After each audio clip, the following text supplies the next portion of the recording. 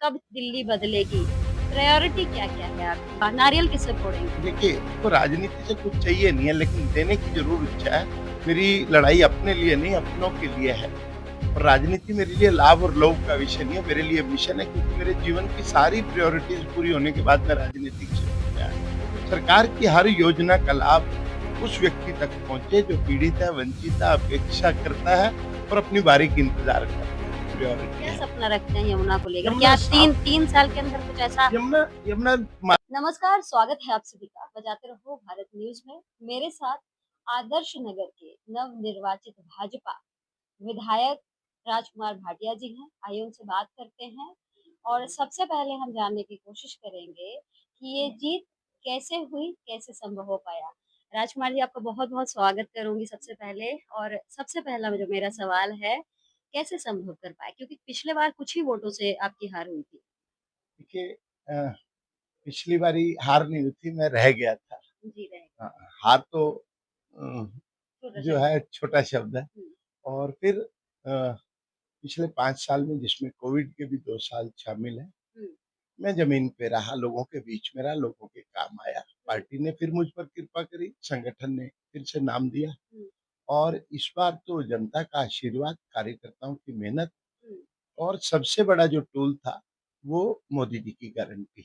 हुँ, उसने बहुत काम किया। हुँ, मोदी जी के नाम पर हम कुछ कहते, इससे पहले जनता बोलती थी, मोदी वाले हो ना, अच्छा, तो बहुत आशीर्वाद मिलता था। हुँ, और कार्यकर्ता भी मेरे से पहले उठना, मेरे से बाद सोना, रात को नींद में से जगाना, सुबह के ये कार्यक्रम। तो कार्यकर्ताओं की मेहनत के साथ-साथ जनता का और मोदी जी की गारंटी का जो फ्यूज़न हुआ, वो दिल्ली में जीत का बहुत बड़ा कारण है, खासकर मेरी सीट पर तो है। चैलेंज क्या था? क्योंकि जिस तरीके से रेवड़ियों की बात हो रही थी, फ्री वाला जो चक्कर था, कहीं न कहीं लोग जो कहते हैं कि ये जो 10 दिन का जो गैप रहा चुनाव तक के का, वो आप लोगों के लिए बड़ा फ़ायदेमंद रहा। 10 दिन का जो समय था, वो बड़ा फ़ायदेमंद रहा। क्या ऐसा था या नाराज़गी थी केजरीवाल जी को लेकर? रेवड़ी तो आप लोग के लिए शुरू से बहुत बड़ा चैलेंज रहा है।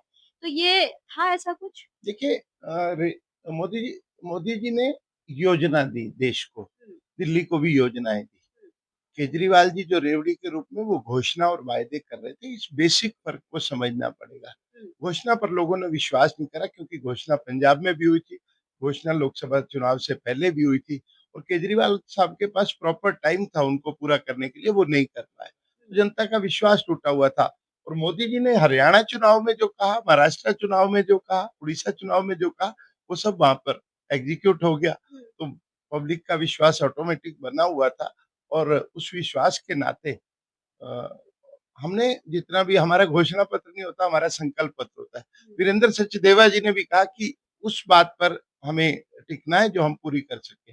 हुँ, और दिल्ली का जो संकल्प पत्र आया, वो वाक़ई दिल्ली के लिए ही था।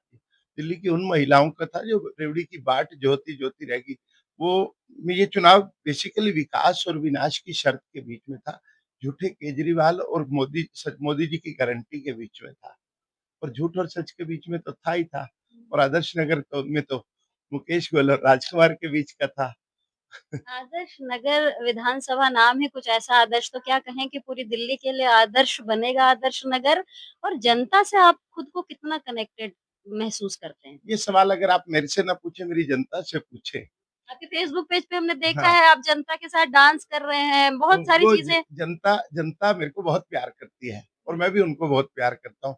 मेरे दोस्तों की जो लिस्ट है, उसमें 4 साल से बच्चे से लेके 95 साल तक के बुजुर्ग हैं जी। देखा है। और मैं बुजुर्गों के लिए अलग कार्यक्रम करता हूँ, बच्चों के लिए अलग करता हूँ, बच्चों की कॉपी किताब, स्कूल, बुजुर्गों की दवाई, ये छोटे-छोटे काम हैं। हुँ। जनता चाहती है कि उन्हें कोई सुने।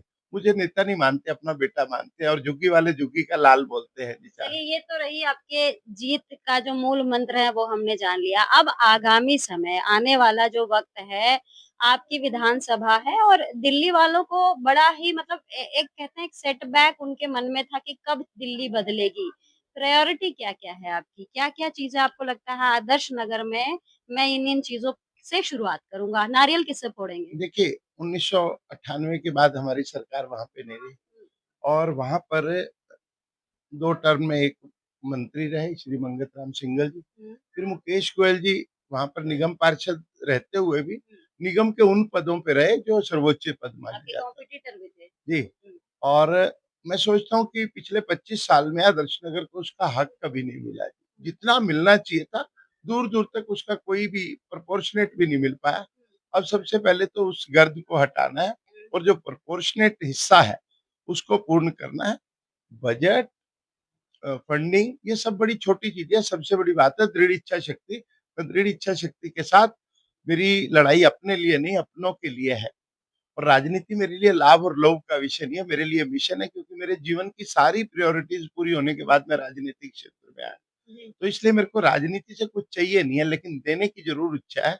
सरकार की हर योजना का लाभ उस व्यक्ति तक पहुँचे जो पीड़ित है, वंचित है, अपेक्षा करता है और अपनी बारी की इंतज़ार कर रहा है। राजकुमार जी, अगर आप पूरी दिल्ली को एज़ अ होल देखते हैं, तो बहुत सारा जो संकल्प पत्र आया है, उसमें बहुत सारी बातें लिखी हैं, जैसे यो यो यमुना जो है वो प्रायोरिटी है। इसके अलावा महिलाओं को ₹2500 देना, बुजुर्गों के लिए बात करी गई है, जो प्रेग्नेंट लेडीज़ हैं, उनके लिए बात करी गई है। तो आपको क्या लगता है कि शुरुआती दौर में किसके ऊपर, क्योंकि बोला गया है सबसे पहले जो कैबिनेट होगी, उसमें सबसे पहले यमुना की बात की जाएगी। यमुना मैं दीदी आपको पता है कि मैंने पिछले साल 4 जून को हुँ, यमुना किनारे मानव श्रृंखला बनाई थी, यमुना बचाओ आंदोलन किया बिल्कुल, था। बिल्कुल। और मेरे को लगता है कि वो मेरा स्वप्न था, और इस बारी भी चुनाव कार्यालय का जिस दिन मैंने उद्घाटन किया, हुँ, उस दिन भी यमुना के प्रति संकल्प लिया। हुँ। मेरी भी प्रायोरिटी क्या है। सपना रखते हैं यमुना को लेकर? यमुना क्या साफ 3 साल के अंदर कुछ ऐसा यमुना यमुना मात्र नदी नहीं है, यमुना हमारी माँ है और दिल्ली का प्राण है। दिल्ली का प्राण अगर साफ होगा तो दिल्ली साफ होगी। तो आप समझ लीजिए यमुना की सफाई तो बहुत ज़रूरी है, और ये पिछले 5-10 सालों में जो 10,000 करोड़ रुपया गर्क हुआ है, इसको गाद के रूप में यमुना में डाल दिया। इसको बाहर निकाल के यमुना को एक नया रूप देना है, अहमदाबाद की साबरमती जैसा रूप कितना देना बड़ा है। चैलेंज है? क्या कुछ बहुत है? बड़ा चैलेंज 10 है। साल में जो काम नहीं हो कैसे होगा? मेरी 3 बहन साल में कैसे कर पाएँगे? मैंने 3 साल में क्यों, हमारे पास 5 साल है, और मैंने यमुना के किनारे दिल्ली 22 किलोमीटर है। हुँ, मैंने 22 किलोमीटर 3 बारी पैदल चला है यमुना को। मुझे एक-एक पैच का पता है, हुँ, एक-एक जगह पता है, जहाँ से कूड़ा निकाल कर बाहर डाला जा सकता है वो भी पता है, हुँ। और जो कूड़ा अंदर आ रहा है उसको रोकना है वो भी पता है। मेरे को यमुना के बारे में कोई कन्फ्यूज़न नहीं है। 5 साल बाद यमुना कैसी होगी ये आप आज के इंटरव्यू को सँभाल के रखिएगा। बेशक, बेशक, बेशक आपको जानकारी पूरी है जैसे कि आपकी बातचीत से लग रहा है। लेकिन दिल्ली जल बोर्ड आप जानते हैं उसके ऊपर बहुत बड़ी ज़िम्मेदारी है। यमुना की सफाई अगर हम बात करते हैं तो दिल्ली जल बोर्ड अपने आप उससे जुड़ जाती है। दिल्ली जल बोर्ड ऑलरेडी बहुत घाटे में चल रहा है, तो उसको किस तरीके से आप लोग सही दिल्ली करेंगे? जल बोर्ड घाटे में है या फ़ायदे में है? जब फ़ायदे में था तब भी यमुना में गंदा पानी जा रहा था, और नुकसान में है तब भी जा रहा है। सबसे पहले अपशिष्ट को, केमिकल्स को यमुना में जाने से रोकना है। हुँ, वाटर पॉन्ड्स बनाकर हुँ, उसका जो सफाई का उसका क्लीयरेंस करनी है, वो करने का काम है। घाटे या नफ़े से इसका नुकसान है, इच्छा शक्ति पहले है। मेरा माँ के प्रति भाव क्या है? हुँ, ओए माँ या माँ जी, ये दोनों बातें कहने में फ़र्क है। हुँ। मैं केवल घोषणा के रूप में नहीं कह रहा, यमुना को मैं दिल्ली की आत्मा मानता हूँ और उसी ढंग से काम करूँगा। और हमने विज़न पेपर भी बनाया हुआ है यमुना को लेकर, जब यमुना बचाओ आंदोलन कर रहे थे। हुँ, तो ऐसे बहुत सारे उदाहरण देश भर में हैं। हुँ, साबरमती है, नर्मदा है, हुँ। और गंडकी है, बहुत सारी नदियाँ हैं जिनकी सफाई का काम चला और वो कामयाब हुआ। हुँ। एक एक आखिरी सवाल लेना चाहूँगी क्योंकि आप एमसीडी से भी जुड़े रहे हैं। तो ये बताइए एमसीडी में हमेशा ये समस्या रहती है कि बजट नहीं है, पैसे नहीं हैं, डेफ़िसिट की बात कर रहे हैं कि 13,000 करोड़ का डेफ़िसिट है। अब आप दिल्ली सरकार से जुड़ गए हैं क्योंकि जब भी फंड की बात होती है तो सबकी नज़र दिल्ली सरकार की तरफ जाती है। तो एमसीडी के लिए कुछ आप लोगों ने सोचा है? जी, दुर्भाग्य रहा कि एमसीडी में कभी भी डबल इंजन जो एन्जॉयमेंट है वो नहीं मिल पाई। अब तो मिल अब रही है। ट्रिपल इंजन एन्जॉयमेंट मिलने जा थ्री रही है। टायर और आप देखिए शीला दीक्षित जी के समय को याद करना होगा, हुँ, जब उन्होंने छठे वेतन आयोग को लागू करना था और उन्होंने कुछ फंडिंग रोक दी थी, वही फंडिंग डेफ़िसिट बनती चली गई। हुँ, तो दिल्ली फाइनेंस कमीशन का जो भी डेफ़िसिट हमारा है, हुँ, वो बिल्कुल दिल्ली सरकार से क्लियर करेंगे, और केंद्र सरकार से भी अनुरोध करेंगे हुँ, कि दिल्ली के लिए एक स्पेशल बजट देकर हुँ, इस प्रावधान को पूरा एमसीडी को खड़ा करना पड़ेगा हुँ, दोबारा। हुँ, हुँ।